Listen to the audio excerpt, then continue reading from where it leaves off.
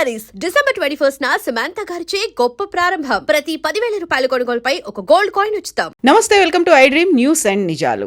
UAE అధ్యక్షుడు Sheikh Mohammed bin Zayed కేవలం గంటన్నర సేపు మాత్రమే భారతదేశంలో ఉన్నారు. అది కూడా ప్రధానమంత్రి నరేంద్ర మోదీతో రహస్యంగా మీట్ అయ్యారు.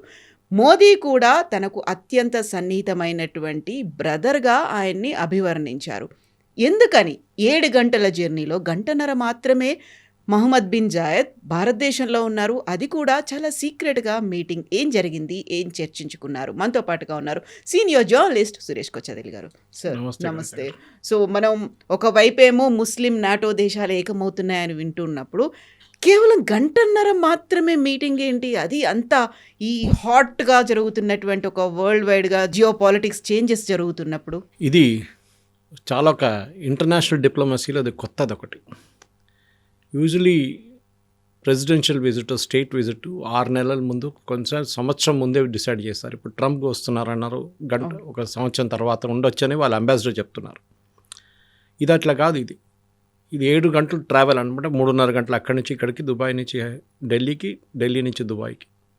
కానీ అక్కడ ఆన్ గ్రౌండ్ 3.5 గంటలే ఉన్నారు భారతదేశంలో. That included reception at the airport. వాళ్ళు డ్రైవ్ చేసి ప్రైమ్ మినిస్టర్ ఇంటికి వెళ్ళిన తర్వాత యూజువలీ ప్రైమ్ మినిస్టర్ ఇంట్లో ఏ డిస్కషన్స్ జరగదు. మీరు చూసుంటారు, హైదరాబాద్ హౌస్లో జరుగుతుంది. అంటే మన అఫీషియల్ అక్కడ స్టేట్ విజిట్ అంతా హైదరాబాద్ హౌస్లో ఉంటుంది. కానీ ఎందుకో ఈసారి ప్రైమ్ మినిస్టర్ ఇంట్లోనే డిస్కషన్ పెట్టుకున్నారు. దాంట్లో కూడా ఫస్ట్ 1 అవర్ వీళ్ళిద్దరే మాట్లాడుకున్నారు. అంటే ఇంకెవరు లేరు. అంటే ఆబ్వియస్లీ ట్రాన్స్లేటర్స్ ఉంటారు, but sheikh speaks very good English, so problem లేదు దాంట్లో. కానీ ఏం జరిగిందో మనకు తెలియదు. దాంతో మనం అఫీషియల్ విజిట్ అనకుండా అఫీషియల్ మీట్ కోసం మాత్రమే వచ్చారు అంతే అనుకోవచ్చా? ఎస్, అంతే. ఏదో జరిగింది. ఏం జరిగిందని మనకు తెలియదు. In fact I was trying to read through the ఏం చెప్తారు డిప్లొమాటిక్ లాంగ్వేజ్. ఏంటి డిప్లొమాటిక్ లాంగ్వేజ్లో ఏం చెప్తున్నారనే చెప్పేది I was trying to understand. అర్థం కావట్లేదు. సరే, ఒప్పందం చేశారు. Defence cooperation, space cooperation, economic cooperation, Dholera special economic zone అన్నీ ఉన్నాయి. 16-17 లెటర్ ఆఫ్ ఇంటెంట్ సైన్ చేశారు. That to language is different. Not memorandum of understanding, letter of intent, which is 1 step above memorandum of understanding and 1 step below actual agreement signing. So actual ఒప్పందం చేయలేదు ఇంకా. కానీ ఈ 16 పాయింట్లు discuss చేసి agree చేసినప్పుడు, దాంట్లో సంతకం పెట్టుకున్న డాక్యుమెంట్స్ ఉన్నప్పుడు, అంటే this has already been discuss before. ఇది ముందే 1 నెల ముందు నుంచే మొదలైంది. డిస్కషన్ కూడా జరిగింది. దాంతోనే వీళ్ళు అక్కడెక్కడ ఎక్స్చేంజ్ చేసుకుని ఉంటారు draft. Then they would agreed, okay ఈ 16-18 పాయింట్ల మీద మేము సంతకం పెడతాం. ఒక్కొక్క సెక్రటరీ పెడతారు సంతకం వాళ్ళ వైపు నుంచి. ఇక్కడ తోడు క్రౌన్ ప్రిన్స్ కూడా వచ్చారు. Is a foreign minister also. అది కాకుండా డిపి పోర్ట్ ట్రస్ట్ వాళ్ళ మెయిన్ పోర్ట్ ట్రస్ట్ వాళ్ళ ఇన్వెస్ట్మెంట్ ఆర్మ్స్. 4వది వాళ్ళ chief of investment Abu Dhabi investment trust. కానీ మిగతా దాంట్లో if you look at the entire thing, వాళ్ళకి $1.7 ట్రిలియన్ వాళ్ళ దగ్గర ఇన్వెస్ట్మెంట్ కెపాసిటీ ఉంది డబ్బులు పెట్టడానికి. ఇంత పెద్ద డెలిగేషన్ తీసుకొచ్చి 3.5 గంటల సేపు ఉండి సంతకం చేసి వెళ్ళిపోయారంటే ఏదో జరిగింది. They didn't want to stay for a longer time. అది ఏదైనా థ్రెట్ పర్సెప్షనో ఏదుందో తెలియదు మనకి ఎందుకు జరిగింది అనేది. కానీ కవిత గారు మీరు అడిగిన ప్రశ్న కరెక్టే. ఇంత అర్జెన్సీ ఏముండే రావడానికి, వచ్చిన తర్వాత కూడా ఇంత జల్దీ ఎందుకు వెళ్ళిపోయారు అని ఒక ప్రశ్న వస్తుంది అనమాట. కానీ జరిగిన దాంట్లో మనం ఫస్ట్ ఏం అర్థం చేసుకోవాలంటే, మొన్నని యెమెన్లో జరిగిన ఇన్సిడెంట్ వేర్ యుఏఈ పంపించిన వెహికల్స్, డిఫెన్స్ వెహికల్స్ని సౌదీ అరేబియా బాంబ్ చేశారు. ఇవాళ దాకా బేసిక్లీ ఆ ఇన్సిడెంట్ జరిగేదాకా ఒక అరబ్ కంట్రీ, ఎస్పెషల్లీ మిడిల్ ఈస్ట్లో, ఈజిప్ట్ పక్కన పెట్టండి, సిరియా పక్కన పెట్టండి, ఈవెన్ జార్డన్ కూడా, విత్ ఇన్ మిడిల్ ఈస్ట్లో ఒక దేశం ఇంకొక దేశం, ఎస్పెషల్లీ జీసీసీ కంట్రీస్లో ఒక దేశం మీద బాంబింగ్ చేయడం చాలా తక్కువ. సౌదీ అరేబియా యెమెన్ మీద దీనికన్నా ముందు కూడా బాంబ్ చేశారు. అప్పుడు హూతీలు వాళ్ళ మీద మిసైల్స్ పెట్టినప్పుడు వాళ్ళు హూతీల మీద దాడి చేశారు. ఈసారి హూతీల మీద కాదు, ఈసారి ఇండైరెక్ట్గా యుఏఈ మీద కొట్టారు వాళ్ళు. And UAE immediately decide to withdraw from there. వాళ్ళు అనుకున్నారు, బహుశా అనుకుని ఉంటారు, ఎందుకు లేనిపోయిన గొడవ, వాళ్ళు సాగు వస్తారు, వాళ్ళు కొట్టుకుంటారు, హూతీలు మళ్ళీ వస్తారు, ఇరాన్ ప్రాక్సీ ఉంటుంది, ఇదన్నీ జరుగుతుందని అక్కడి నుంచి బయటకు వచ్చేసారు వాళ్ళు. అదే టైంలో ఇంకొక చిన్న ఒక ఇన్సిడెంట్ అని కాదు, చిన్న ఒక చేంజ్ ఒకటి జరిగింది ఆఫ్రికాలో. సొమాలీల్యాండ్, మనం బహుశా దీని గురించి మాట్లాడాం. సొమాలీల్యాండ్ అనే ఒక దేశం ఉంది అక్కడ, which is a part of Somalia earlier. ముందు సొమాలియాతో ఉండే, దానికన్నా ముందు వాళ్ళు ఇండిపెండెంట్గా ఉన్నారు, మళ్ళీ సొమాలియాతో మర్జ్ అయ్యారు, మళ్ళీ ఒక 25-30 సంవత్సరాల ముందు వాళ్ళు సపరేట్గా అయిపోయారు మళ్ళీ. సొమాలీల్యాండ్ ఆ రోజు నుంచి ఈ రోజు దాకా they are democratic country with a very strong democracy, చాలా మంచి జ్యుడిషియరీ, లెజిస్లేచర్, చాలా బాగా ఇన్ఫ్రాస్ట్రక్చర్ వైజ్ చాలా బాగా డెవలప్ చేసుకున్నారు. కానీ సొమాలీల్యాండ్ని ఎవరు అంగీకరించట్లేదు ఇవాళ దాకా. Till Israel came and said we are recognizing you అని బెంజమిన్ నెటన్యాహు ఒక నెల ముందు అనౌన్స్ చేశారు that we are recognizing Somaliland, first country to do so. కానీ అందరూ ఏం మర్చిపోయారంటే అక్కడ కూడా యూఏఈ, సౌదీ అరేబియా గొడవ ఉంది. అక్కడ సొమాలియాని సపోర్ట్ చేస్తుంది సౌదీ అరేబియా ఫైనాన్షియల్గా, Islamic country. Even Somaliland is also Islamic country. కానీ ఆలోచించండి, ఇజ్రాయెల్ వాళ్ళని ఫస్ట్ అంగీకరించారు యాజ్ అ డిప్లొమాటిక్ మూవ్. అక్కడ సౌదీ అరేబియా ఉన్నప్పుడు టర్కీ కూడా వచ్చి గేమ్ ఆడడం మొదలుపెట్టారు అక్కడ. ఎందుకంటే జిబూతి పక్కనే ఉంది, ఆఫ్రికాలో ఎంటర్ కావడానికి ఒక access route, even countries like ఇథియోపియాకి అది చాలా పనికొస్తుంది సొమాలీల్యాండ్. ఇప్పుడు అరబ్ నేషన్స్లో యూఏఈ అండ్ సౌదీ అరేబియా, మిగతా అందరూ క్వైట్గా ఉన్నారు. వాళ్ళకి ఎక్కువ ఏం చెప్తారు, పొలిటికల్ అంబిషన్స్ లేవు, జియో పొలిటికల్ అంబిషన్స్ లేవు అని చెప్పొచ్చు, కరెక్ట్ వర్డ్. ఎందుకంటే ఖతార్ చూస్తే ఖతార్ టెర్రరిస్ట్ వాళ్ళని సపోర్ట్ చేస్తారు, terrorist ఆర్గనైజేషన్స్ని, Hamas, Muslim Brotherhood, Islamic జిహాద్, ఐసిస్, వీళ్ళందరి హెడ్ క్వార్టర్స్ ఖతార్లో ఉంది. అది యూఎస్కి తెలుసు. పక్కనే వాళ్ళ అన్నిటికంటే పెద్ద ఎయిర్ ఫోర్స్ బేస్ ఉంది. ఈ out side US is biggest air force base. అది మొన్న కూడా ఒక దాడి జరిగింది, ఇరాన్ వాళ్ళ మీద దాడి చేశారు, ఎక్కువ డ్యామేజ్ ఏం జరగలేదు. ఇప్పుడు కూడా ఉన్న ఈ పరిస్థితుల్లో, ఇరాన్ పరిస్థితి, కొంతమంది అక్కడి నుంచి విత్డ్రా చేసుకున్నారు, వాళ్ళ ఫ్యామిలీ వాళ్ళని విత్డ్రా చేసుకున్నారు.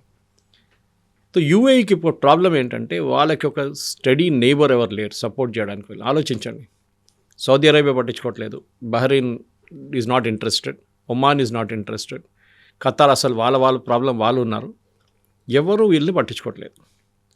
బట్ మనం యూఏఈ అనగానే they are 7 emirates, separate emirates, Sharjah కానీ అబుదాబి కానీ ఇట్లా 7 ఎమిరేట్స్ ఉన్నారు. దాని క్యాపిటల్ అబుదాబి. వాళ్ళ ఇంటర్నల్ పాలిటిక్స్ సపరేట్ ఉంది. వాళ్ళు నామినేట్ చేసుకుంటారు, ఒక కౌన్సిల్ ఉంది, 7 కూర్చొని నామినేట్ చేస్తారు, ఒకరు ప్రెసిడెంట్గా, ఒకరు ఫారెన్ మినిస్టర్గా, ఒకరు డిఫెన్స్ మినిస్టర్గా నామినేట్ చేసుకుంటారు వాళ్ళు. సో ఫార్ సో గుడ్, వాళ్ళకి ప్రాబ్లం ఏం లేదు. Dubai is more of a trading out post, మనకు అందరూ తెలిసిందే. నేను కూడా 3 నెలల ముందు చూశాను అక్కడ డెవలప్మెంట్. అప్పుడు వెళ్ళినప్పుడు బతుకమ్మ ఫెస్టివల్ నన్ను ఇన్వైట్ చేశారు అక్కడ, దుబాయ్ నుంచి తెలుగు కమ్యూనిటీ వాళ్ళు. చాలా మటుకు వాళ్ళ development is based on real estate ఉండే ముందు. ఇప్పుడు వాళ్ళు టెక్నాలజీ మీద, ఎడ్యుకేషన్ మీద చాలా ఇన్వెస్ట్మెంట్ వాళ్ళు తెచ్చుకుంటున్నారు. పెద్ద పెద్ద యూనివర్సిటీస్ కానివ్వండి, ఈవెన్ ఐఐటి ఆఫ్ క్యాంపస్ అక్కడ ఉంది ఒకటి, అట్లాంటి పెద్ద వరల్డ్ కెలాగ్ కానివ్వండి, కొలంబియా, అట్లాంటి యూనివర్సిటీస్ని వాళ్ళు తీసుకొచ్చి, ఈవెన్ షార్జాలో కూడా. ఇట్లాంటి మార్పుల్లో జరుగుతున్నప్పుడు యూఏఈని ఇప్పుడు ఎవరు కాపాడుకుంటారు? రేపు ఒక ప్రాబ్లం వస్తే ఎవరు హెల్ప్ చేస్తారు? అదొక క్వశ్చన్ ఉంది. రేపు ఫర్ ఎగ్జాంపుల్ షార్జా మీద దాడి చేశారు ఎవరో, లేకుంటే అబుదాబి మీద దాడి చేశారు, రెబెల్స్ ఉండొచ్చు, ఎవరైనా ఉండొచ్చు, ఎవరు వెళ్ళి హెల్ప్ చేస్తారు? వాళ్ళు ఎవరు ఆయుధాలు ఇస్తారు వాళ్ళకి? ఇదొక పెద్ద ప్రాబ్లం. సౌదీ అరేబియా యూఎస్ నుంచి అన్ని ఆయుధాలు తెచ్చుకుంటారు వాళ్ళు. F-35 100 ఆర్డర్ చేశారు, ఎందుకు అర్థం కావట్లేదు. ఎందుకంటే వాళ్ళకి 10 ఉంటే కూడా సరిపోతుంది. ఎవరి మీద బాంబింగ్ చేస్తారు? మ్యాక్సిమం యమన్ మీద చేస్తారు, ఇప్పుడు మనం చేసినట్లని. అది కాకుండా వాళ్ళకి ఎందుకు మిసైల్? వాళ్ళు ఎవరి మీద మిసైల్స్ ఫైర్ చేస్తారు? ఎవరు లేరు. కానీ యూఎస్ని హ్యాపీగా పెట్టుకోవాలి కదా, సో వాళ్ళ దగ్గర నుంచి కొనుక్కుంటారు. ఒక 20-30 సంవత్సరాలు అయిన తర్వాత దాన్ని డిస్కార్డ్ చేసేస్తారు, దివాళీ పటాకాల్లాగా ఎక్కడో కాల్ చేసి ఖతం చేసి ఫినిష్ చేసేస్తారు. ఈ పరిస్థితుల్లోనే యూఏఈ భారతదేశం దగ్గరకు వచ్చారు. ఎందుకంటే అఫినిటీగా మనకి అక్కడ ఉన్న పాపులేషన్లో one of the highest population మన వాళ్ళే, 45 లక్షల మంది ఉన్నాం మనకు Indians, all the 7 Emirates put together. ఇప్పుడు యూఏఈ ప్రెసిడెంట్ రావడం, వాళ్ళ డెలిగేషన్ రావడంలో చాలా మటుకు defence cooperation seems to be the main thing. దానికి రీజన్స్ ఉన్నాయి కాబట్టి నేను కొంచెం ఎక్స్ప్లెయిన్ చేస్తాను. ఎందుకంటే మనం అర్థం చేసుకోవాల్సింది, మన దగ్గర ఉన్న ఆయుధాలు మనం వాళ్ళకి అమ్మొచ్చు. So the first thing, letter of ఇంటెంట్లో strategic defence cooperation partnership, strategic defence partnership అని రాస్తాను. సో అటువైపు సౌదీ అరేబియా, పాకిస్తాన్ ఒప్పందం చేసుకున్నారు. మీరు చెప్పినట్లు ఒక గల్ఫ్ నేటో కౌన్సిల్, టర్కీ కూడా యాడ్ కాలేదు. టర్కీ ఇంకా వస్తున్నారు, అడిగారంట మేము కూడా కావాలంటే. కానీ Saudi Arabia is very wary of Turkey. ఎందుకంటే Saudi Arabia is the custodian of Mecca and Medina, 2 the holiest sites ఇస్లాంలో. వాళ్ళు అనుకుంటారు మేమే ఇస్లాంని కాపాడుకోవాలి, మేమే ఇస్లామిక్ రాజులు, ఇంకెవరు కాదు. వెరస్ టర్కీ సేయింగ్ మేము ఒరిజినల్ క్యాలిఫేట్, మేమే ఇస్లామిక్ కంట్రీస్ని లీడ్ చేయాలి, మేము లీడర్స్. సో వాళ్ళ దగ్గర ఉన్న టెక్నాలజీ సౌదీ అరేబియా దగ్గర లేదు. At the same time Pakistan ఏమంటున్నారంటే ఈ అగ్రిమెంట్ యాక్చువల్లీ కొత్త అగ్రిమెంట్ కాదు, చాలామంది దాంట్లో ఒక మిస్కన్సెప్షన్ ఉంది, ఇది ఒక పాత అగ్రిమెంట్ యాక్చువల్లీ. ఆల్మోస్ట్ 2017లోనే ఈ కైండ్ ఆఫ్ ఉంది, వాళ్ళు ఉంది, కానీ ఇప్పటిదాకా ఏం చేయలేదు. మొన్న పాకిస్తాన్ మీద మనం దాడి చేసాం కదా, అప్పుడు సౌదీ అరేబియా వచ్చారా? రాలేదు, ఎవరు రారు కూడా. ఏ రోజు కూడా Saudi Arabia will not come to protect Pakistan, అది చాలా క్లియర్. అది కావాలంటే యూఎస్ చూసుకుంటారు, మొన్న చేసినట్లనే వాళ్ళు సీజ్ ఫైర్ తీసుకొచ్చి ఖతం చేసేస్తారు, ఫినిష్ చేసేస్తారు, అక్కడే ఏది జరిగినా యుద్ధం అక్కడ. సో డిఫెన్స్ పార్ట్నర్షిప్లో చాలా మటుకు strategic and heighten geopolitical churn in West Asia. Language, ఇది Ministry of External Affairs language నేను చదువుతాను, అండ్ పర్షియన్ గల్ఫ్. ఈ రీజన్లో మొత్తం జరుగుతున్న ఒక పెద్ద ఏం చెప్తారు, ఒక పొలిటికల్ టర్న్ తీసుకుంటుంది. ఇప్పుడు దాకా చాలా పీస్ఫుల్గా ఉన్న ఏరియాని సడన్గా సౌదీ అరేబియా యూఏఈ టెన్షన్లో మీరు మా వైపు ఉన్నారా, మీరు వాళ్ళ వైపు ఉన్నారా అని చెప్పి ఒక డిఫరెన్స్ వచ్చేస్తుంది అనమాట. ఈ ఇంటెంట్లోనే మనకు చాలా మటుకు అర్థం చేసుకోవాల్సిందంటే ఒకటో రెండో మేజర్ చేంజెస్ నేను దాని గురించి చెప్తాను కవిత గారు.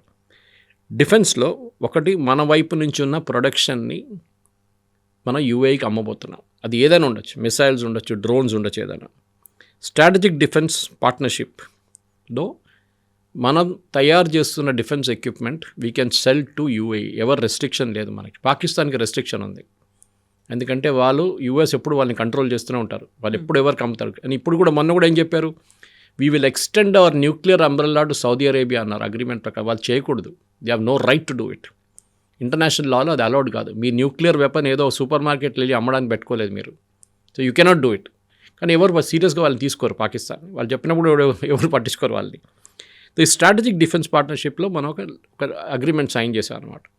దాంట్లో we will supply missiles, we will do joint exercises. ఇప్పుడు జాయింట్ ఒక డెజర్ట్ సైక్లోన్ అని చెప్పి ఒక జాయింట్ ఎక్సర్సైజ్ చేయబోతున్నాం యూఏఈతో, వాళ్ళ ఆర్మీ, వాళ్ళ ఎయిర్ ఫోర్స్, వాళ్ళ నేవీతోని మనం కూడా we'll participate in joint exercise. That is very very different. దీనికన్నా ముందు జరిగిన అన్నిటికంటే చాలా డిఫరెంట్ ఇది. మన యూజువల్ ఎక్సర్సైజ్ ఆస్ట్రేలియాతోనో, యూఎస్తోనో, యూకేతోనో చేస్తూనే ఉంటాం మనం, కానీ ఫస్ట్ టైం వీఆర్ డూయింగ్, దీనికి ముందు చేసాం కానీ it was a joint exercise. ఈసారి ఓన్లీ విత్ యూఏఈ మనం చేయబోతున్నాం అనమాట. ఇంకోటి చాలా important, intelligence sharing and counter terrorism. నిన్న జరిగిన ఒప్పందంలో చాలా క్లియర్గా చెప్పారు, we condemn all forms of terrorism. And FATF లిస్ట్లో మేము ఏ దేశం టెర్రరిజంని స్పాన్సర్ చేస్తున్నారో వాళ్ళ వ్యతిరేకంగా ఎఫ్ఏటిఎఫ్ లిస్ట్లో వాళ్ళని తీసుకొస్తాం. అంటే ఎఫ్ఏటిఎఫ్ అంటే మీకు it is a list which is financial action task force. అంటే మీరు ఒక టెర్రరిస్ట్ గ్రూప్ని ఫండ్ చేస్తున్నారంటే మీరు ఆ లిస్ట్లో వచ్చేస్తారు. పాకిస్తాన్ మొన్న దాకా ఉండే గ్రే లిస్ట్ అంటారు దాన్ని, గ్రేలో ఉన్నారు. దాని తర్వాత బ్లాక్లో అయితే టోటలీ బ్లాక్ లిస్ట్. కానీ స్ట్రేంజ్లీ ఖతార్ ఆ లిస్ట్లో లేరు, ఎందుకంటే వాళ్ళు యూఎస్ మీద ఇన్ఫ్లుయెన్స్ యూజ్ చేసుకుంటారు. మేము వీళ్ళని కంట్రోల్ చేయడానికి మా దగ్గర పెట్టుకుందాం, లేకుంటే వీళ్ళు వెళ్ళి ఎక్కడ బాంబు వేస్తారు మాకు తెలియదు, మా దగ్గర కూర్చుంటే చేయరు కదా అని చెప్పేసి. ఇది ఖతార్ లాజిక్ అన్నమాట. సో ఎఫ్ఏటిఎఫ్ కింద కూడా తీసుకొస్తుంది చాలా క్లియర్గా, this is aimed at Pakistan. మొన్న కూడా సేమ్ యూఏఈ ప్రెసిడెంట్ అక్కడ వెళ్ళినప్పుడు వెన్ హీ వాజ్ దేర్, ఆ టైంలో ఈ సౌదీ అరేబియాతో గొడవ జరిగింది కవిత గారు. ఇమ్మీడియట్ ఆయన అక్కడ ఉన్నప్పుడు Pakistan gave a statement saying we are supporting Saudi Arabia. ఆలోచించండి, మీ హెడ్ ఆఫ్ స్టేట్ అక్కడ ఉన్నారు, UAE president is the Sheikh Mohammed bin Zayed. అక్కడ ఉన్న టైంలో పాకిస్తాన్ ఒక స్టేట్మెంట్ ఇస్తున్నారు that we support Saudi Arabia. Yemen బాంబింగ్లో సౌదీ అరేబియాని మేము సపోర్ట్ చేస్తున్నాం. UAE president sitting right in Pakistan. That is the big diplomatic disaster. దాని తర్వాత బహుశా ఈ డిసిషన్ తీసుకున్నారు that he will come to India. Announce చేయలేదు, ఎందుకంటే ముందు అనౌన్స్ చేశారనుకోండి what would happened is US pressure పెడుతుండే ఆయన మీద, మీరు వెళ్ళకూడదు ఇండియాకి, మళ్ళీ అది ప్రాబ్లం అవుతుంది పాకిస్తాన్తో, అది అవుతుంది ఇది అవుతుంది, సౌదీ అరేబియాతో ఇష్యూ అవుతుంది, ప్లీజ్ డోంట్ గో అని చెప్పి ఆయన మీద ఫుల్ ప్రెషర్ పెడతారు. దానికోసం ఈ విజిట్ని టోటలీ సీక్రెట్గా పెట్టుకున్నారు. జస్ట్ 2 రోజుల ముందు అనౌన్స్ చేశారు, వచ్చారు, మీరు చెప్పినట్లు 3.5 గంటలు ఉన్నారు, దాని తర్వాత వెళ్ళిపోయారు. ఈ was not coming from a third country, ఏదో వస్తున్న రూట్లో దిగేసి కొంచెం బ్రేక్ తీసుకొని స్టాప్ ఓవర్ లాగా కాదు, ఓన్లీ దీనికోసం వచ్చి అక్కడికే మళ్ళీ రిటర్న్ వెళ్ళిపోయారు. ఇది చాలా ఇంపార్టెంట్, ఎందుకంటే యూజువలీ డిప్లొమాటిక్ విజిట్స్లో యూఎస్ ప్రెసిడెంట్ కానీ ఎవరైనా కానీ వాళ్ళు 3-4 కంట్రీలు విజిట్ చేస్తారు. కానీ ఇక్కడ sheikh was very clear that ఆయన ఒకటే కంట్రీకి వస్తున్నారు, is not going to Pakistan after that. దీనికన్నా ముందు వెన్ ఎంబీఎస్ ఇండియాకి వస్తున్నప్పుడు పాకిస్తాన్ అని రిక్వెస్ట్ చేశారు, మీరు వెళ్తునో లేకుంటే రిటర్న్ వస్తున్నో మా దగ్గర దిగండి ఇస్లామాబాద్లో. ఈ సెడ్ నో. ఆయన వెళ్ళారు, తర్వాత ఒక 15 రోజుల తర్వాత పాకిస్తాన్కి వచ్చారు. సో యూఏఈలో కూడా ఇప్పుడు చూడండి మీరు, పాకిస్తానీ సిటిజన్స్కి వీసాస్ ఇవ్వట్లేదు. బంగ్లాదేశ్, పాకిస్తాన్ చాలా నేషన్స్కి వీసా ఇవ్వట్లేదు. In fact today they made more changes వాళ్ళ వీసా రూల్స్లో. అక్కడున్న ఇమిగ్రేషన్ రూల్స్లో చాలా మటుకు మార్పులు తీసుకొచ్చారు టెక్నాలజీ వైస్. ఇవాళ మనం కూడా, నేను వెళ్ళినప్పుడు కూడా మనం యూజువలీ మన ఇమిగ్రేషన్ వాళ్ళు స్టాంప్ కొడతారు. Saudi Arabia is remove that, sorry UA is remove that. వాళ్ళు మన ఫేస్ స్కాన్ చేసుకుంటారు and once you're scanned on that, మీరు ఎప్పుడు వచ్చి ఎప్పుడు వెళ్తున్నా మిమ్మల్ని అక్కడ that camera will register you. Return వచ్చినప్పుడు కూడా స్టాంప్ కొట్టలేదు, this no stamp on that. మనం ఇంకా ఆ స్టేట్కి రాలేదేమో మనం. సో ఆ చేంజెస్ వాళ్ళు తీసుకొస్తున్నారు. They are seeing terrorism as a threat.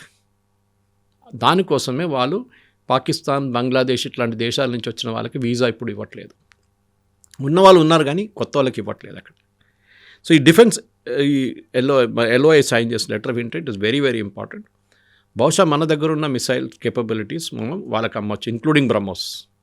We can sell it to UAE. ఇది కాకుండా నెక్స్ట్ ఒకటి స్ట్రాటజిక్ డిఫెన్స్ పార్ట్నర్షిప్లో industrial collaboration, defence industrial collaboration. మన దగ్గర ఉన్న డిఆర్డిఓ, బీడిఎల్, హెచ్ఏఎల్, మన దగ్గర ఉన్న ఆర్డినెన్స్ ఫ్యాక్టరీస్, ఇక్కడ ప్రొడ్యూస్ చేస్తున్న ఎక్విప్మెంట్ని వాళ్ళు పెట్టుబడి పెడతారో చూడాల్సింది. పెట్టుబడి పెడితే then we can actually make more equipment. దాన్ని మనం అమ్మచ్చు యూఏఈకి, వాళ్ళకి అమ్మచ్చు అనమాట. ఇది చాలా ఇంపార్టెంట్. ఎందుకంటే సౌదీ అరేబియా, పాకిస్తాన్ డీల్లో కూడా ఈ మాట అన్నారు వాళ్ళు, దాన్ని మేము జాయింట్గా ప్రొడ్యూస్ చేస్తామని చెప్పి పాకిస్తాన్ స్టేట్మెంట్ ఇచ్చేసి సౌదీ అరేబియా చేయలేదు. Pakistan made the statement. ఎందుకంటే టర్కీ, మీరు అటు చెప్పారు చూడండి, టర్కీ రోల్ వస్తుంది.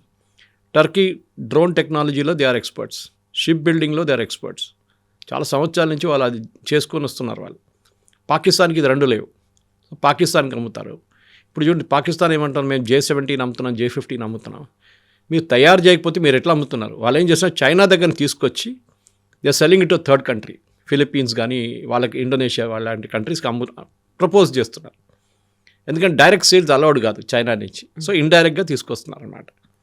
ఇది ఉన్నప్పుడు నెక్స్ట్ వన్ ఇంకోటి, ఈ ధులేరా అని చెప్పి గుజరాత్లో they are setting up particular strategic alliance అన్నమాట, ఇన్ఫ్రాస్ట్రక్చర్ ప్రాజెక్ట్స్ కోసం.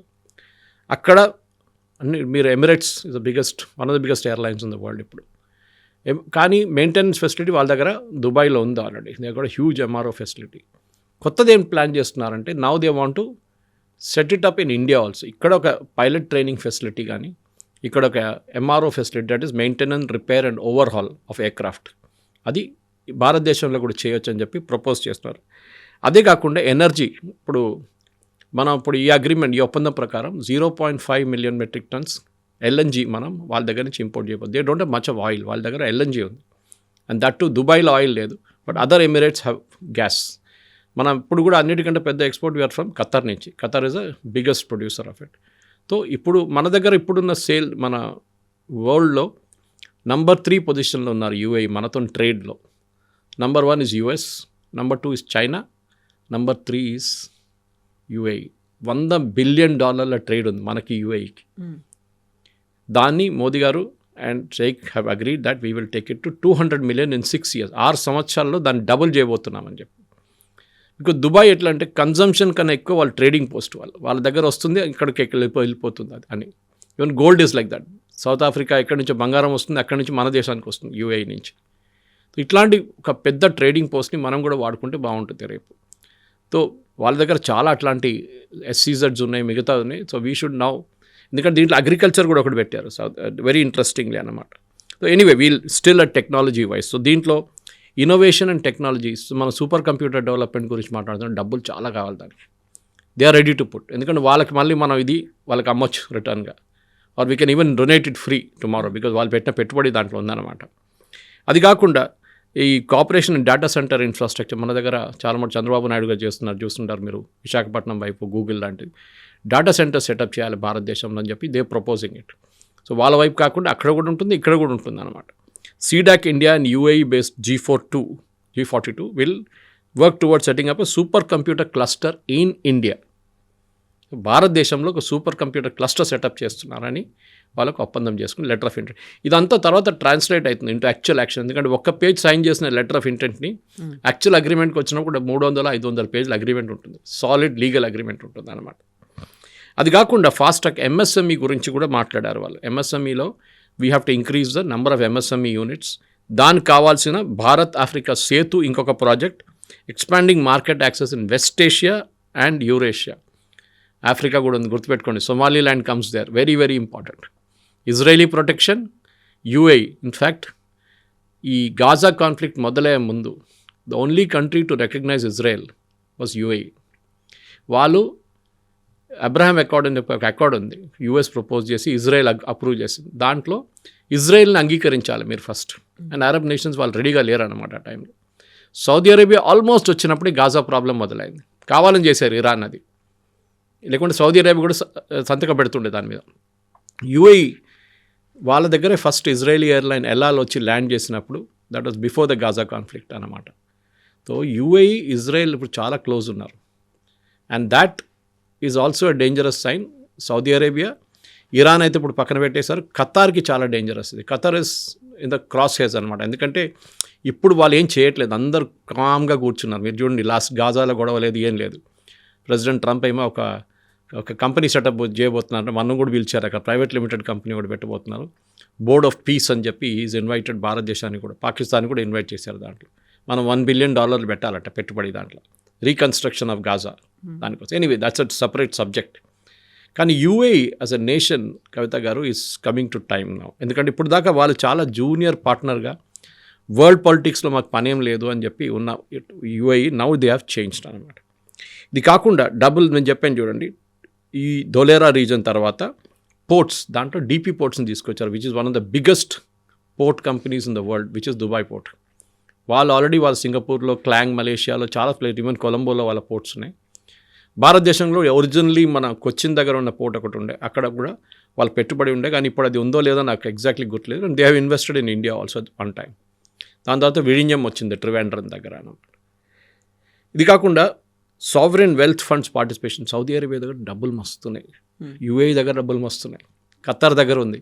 So UAE wants to invest it somewhere. ఎందుకంటే ఈ ఆయిల్ ఎప్పుడు ఉండదు, 30, 40, 50 సంవత్సరాల తర్వాత అది ఆయిల్ విల్ గెట్ ఓవర్. అప్పుడు ఏం చేస్తారు? వెనిజువేలా దగ్గర ఆయిల్ ఉంటుంది, వాళ్ళు ఇంకా ఒక 50, 60, 70, ఈవెన్ 100 సంవత్సరాలు నడిపించుకోవచ్చు వాళ్ళు. కానీ వీళ్ళ ఆయిల్ అయిపోతుంది.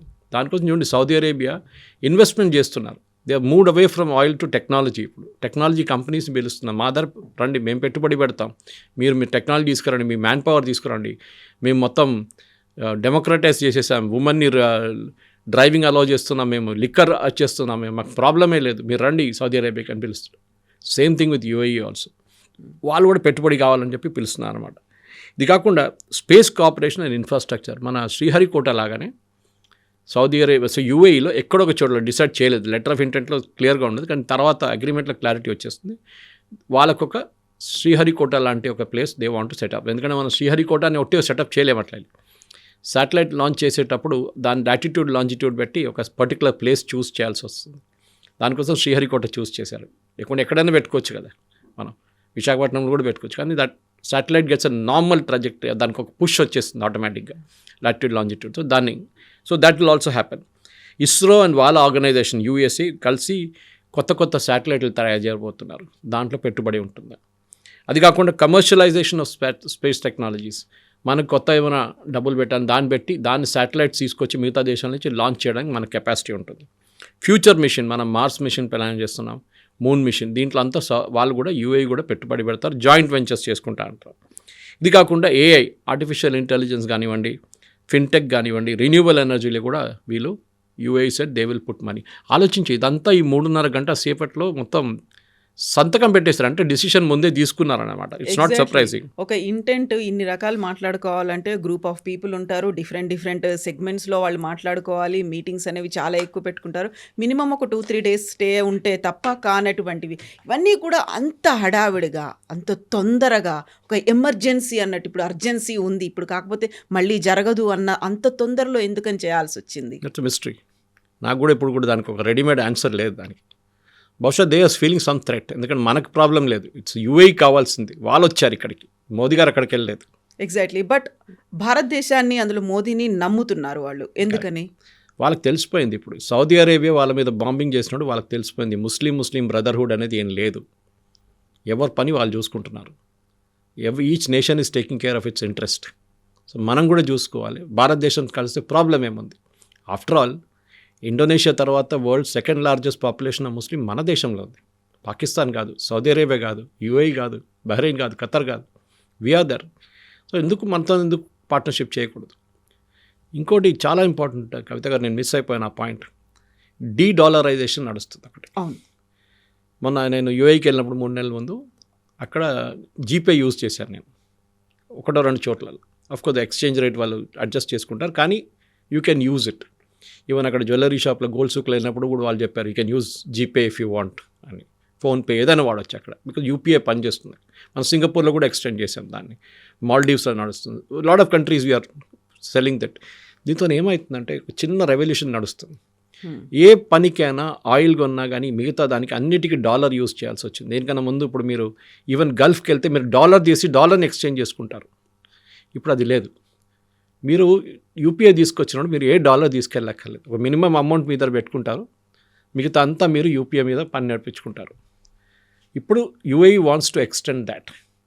దాంతో ఏమైపోతుందంటే వాళ్ళ కరెన్సీ రియాల్ కానీ దిరమ్స్ కానీ ఆ ఏరియాలో ఏ కరెన్సీ ఉన్నా కానీ we will use that currency దిరమ్స్ని యూజ్ చేసి మనం రుపీట్ వాళ్ళ లోకల్ కరెన్సీలో వాడుకుంటాం. ఇన్ఫ్యాక్ట్ 1976 దాకా కవిత గారు the currency of UAE and Kuwait and all was Indian rupee.